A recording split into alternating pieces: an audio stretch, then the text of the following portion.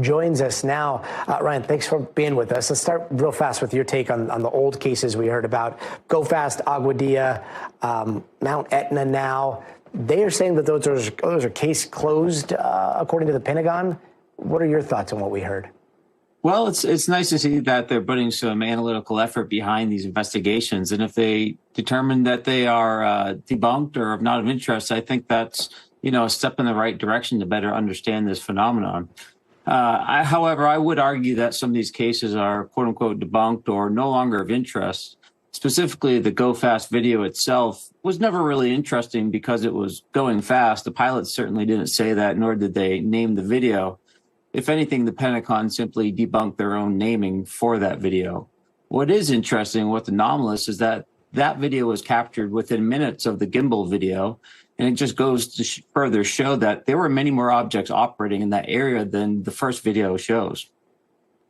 Yeah, I mean, what we're missing here is the audio of that whole series, which is there's a whole fleet of them and a lot of the details surrounding that incident. Do you think that everything is being taken into account here? Well, no, I don't think everything is being taken into account. I think if the AARO office actually spoke with the pilots that were involved in that incident, they would know the objects were part of a larger formation of objects, and thus very anomalous to be operating 300 miles off the coast and within 50 miles of a U.S. aircraft carrier.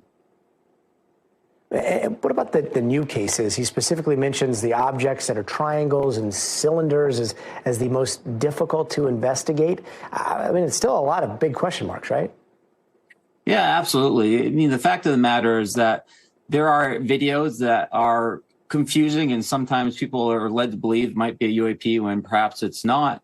Some videos might be true anomalies that are unknown, but the reports that people are bringing in that are sometimes visual and not necessarily captured by a sensor are extremely anomalous and hard to explain, and often quite vivid in their anomalous nature. And I think today they talked about a few of those, but of course, those are the hardest ones to resolve. So I expect those to remain in a category that's their active archive. That means they're not necessarily actively investigating them. They've hit a wall and have no further detail. I imagine that some of the cases in there were probably pretty hard to explain.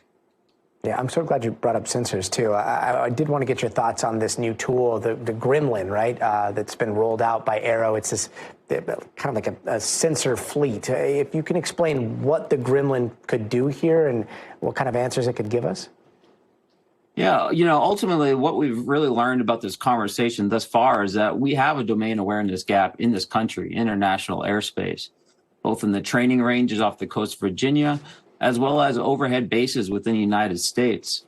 Now, whether they end up being drones or whether they end up being UAP, I think it's extremely important that we close the gap. And so I commend them for the capability that they're trying to field to some of these locations. And I think the more data we have, the closer we'll get to answers in this conversation and hopefully plug this national security gap. And yet those answers still continue to elude us. Ryan Graves, thank you so much for your time tonight.